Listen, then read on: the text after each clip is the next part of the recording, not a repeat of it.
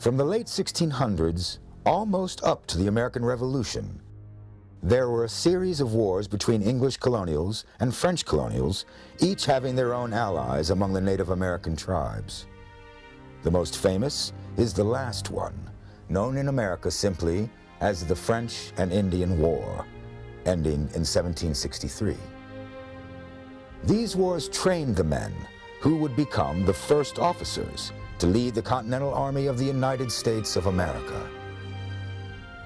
George Washington commanded a brigade during the French and Indian War, troops drawn from multiple colonies. The militias, which had previously served to fight Indians in defense of British claims to the land, would soon strike the spark of revolution. At 2 a.m. on April 19th, about 700 British regulars, including light infantry and grenadiers, marched out of Boston toward Concord, where they believed rebellious colonial militia had stored an arsenal of arms, powder, and ammunition. The British were right, though the militia had already moved most of the supplies, anticipating the British move. When the British regulars entered Lexington, they had their first encounter with the Massachusetts militia. As the British advance party eyed the militiamen, someone's trigger finger itched. It was the shot heard round the world. 8 members of the militia were killed and 10 wounded, compared with a single wounded British soldier.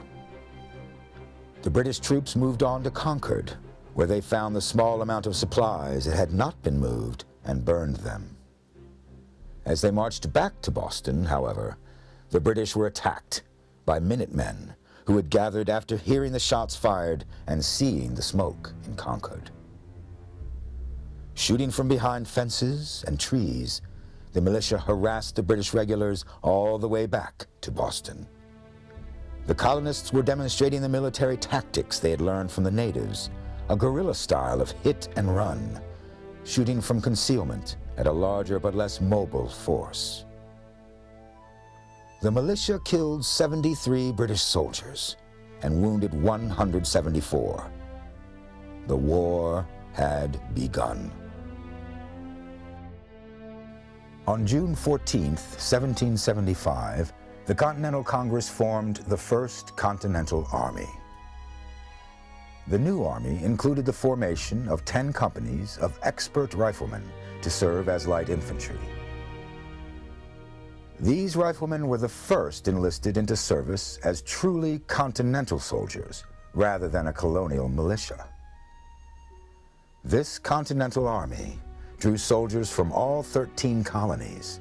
A year later, the 13 states. Initially, the force was largely from New England.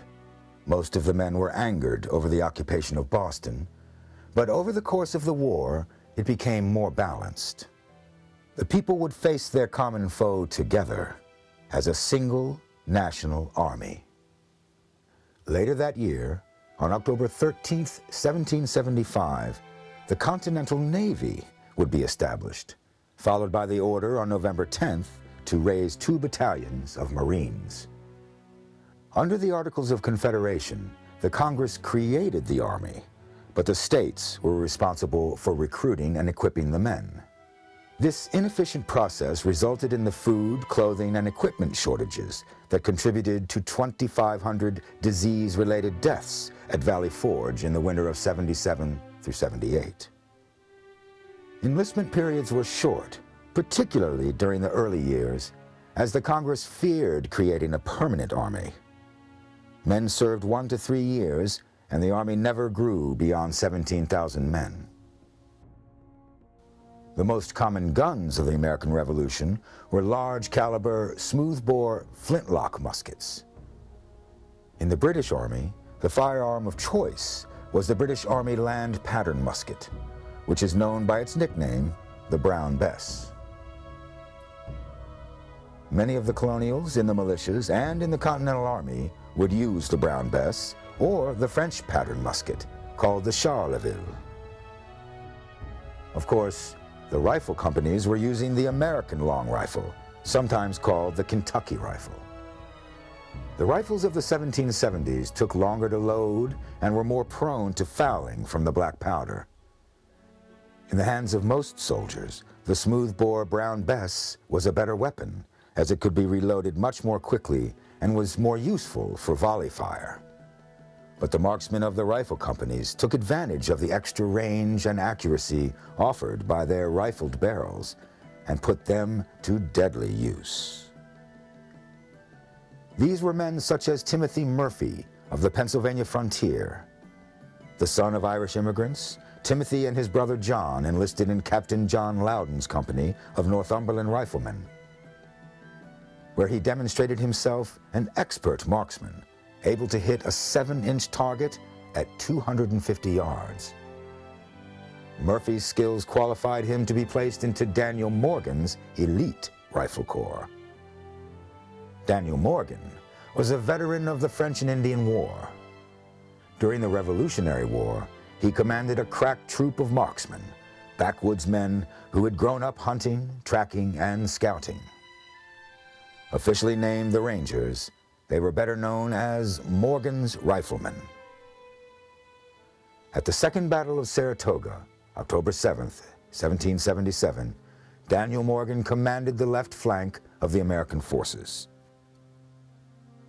During the battle, the British line fell into disarray, but British General Simon Fraser was rallying them to reform.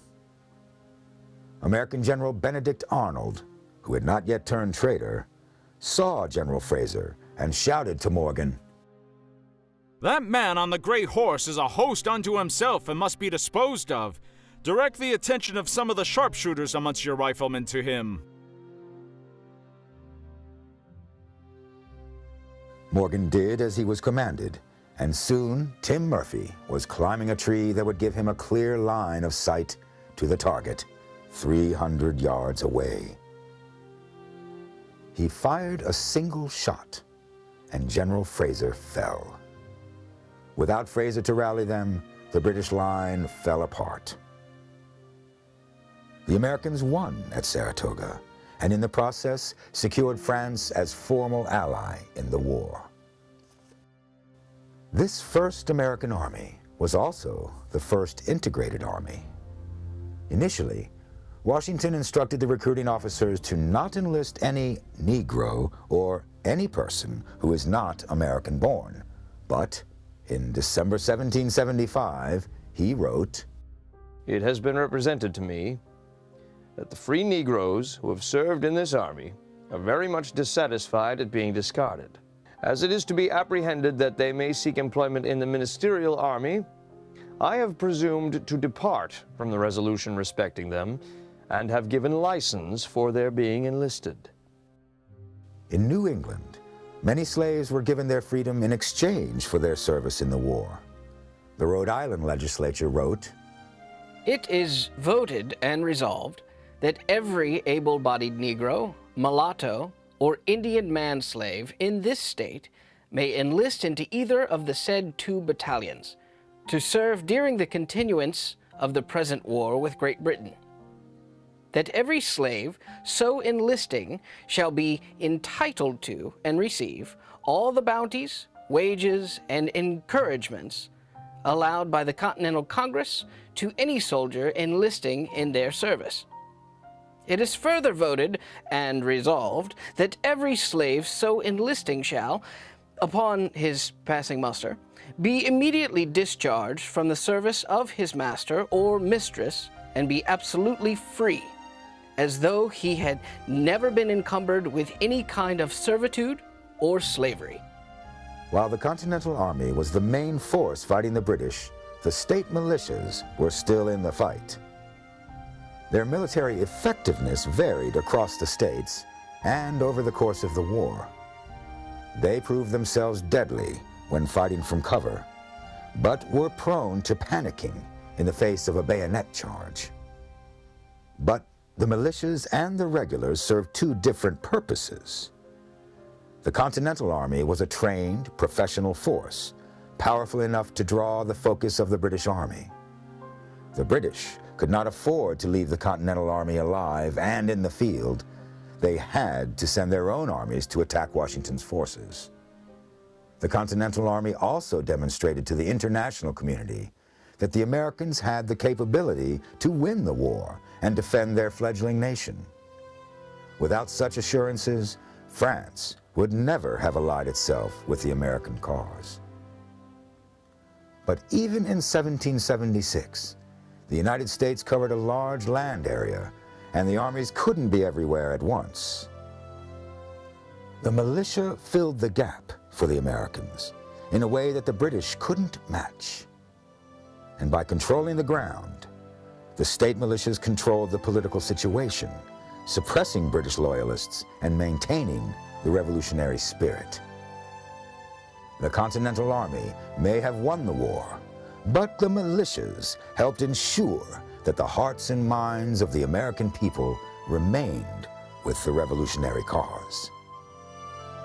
Of course, the Continental Army's most famous soldier was its commander. The day after it created the Army, the Continental Congress placed George Washington at its head. Under him were 4 major or 2-star generals and 7 brigadier or 1-star generals. During the war, Washington was simply the general and commander-in-chief. Decades later, in 1798, Washington was officially made a lieutenant general, 3 stars.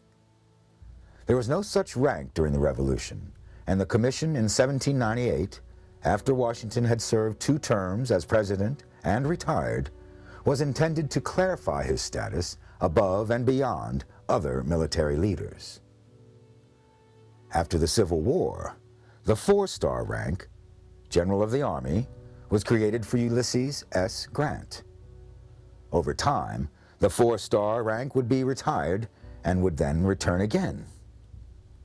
But George Washington remained on the U.S. Army rolls as a lieutenant general, technically outranked by 3 later generals.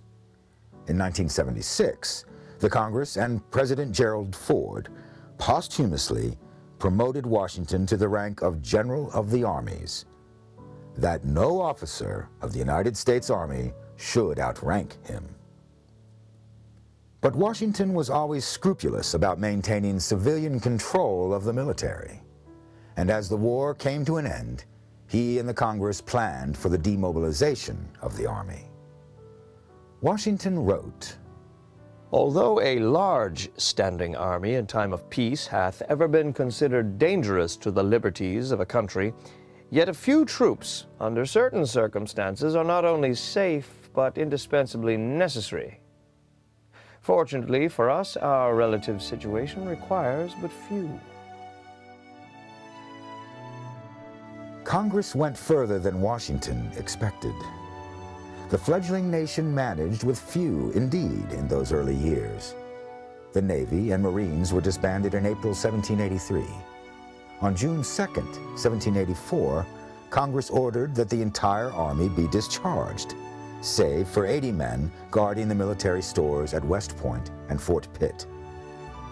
Though they would augment that by a few hundred men, raised out of the state militias, the force was still shockingly small to modern eyes.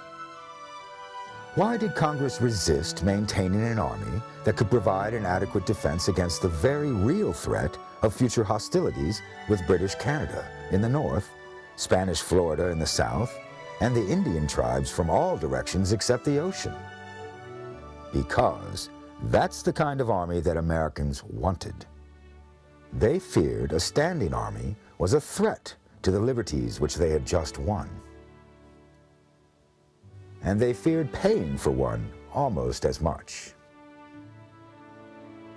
Congress established the War Department on August 7th, 1789, but the regular army was still small. The American territories were vast, and the tiny force was insufficient to guard it.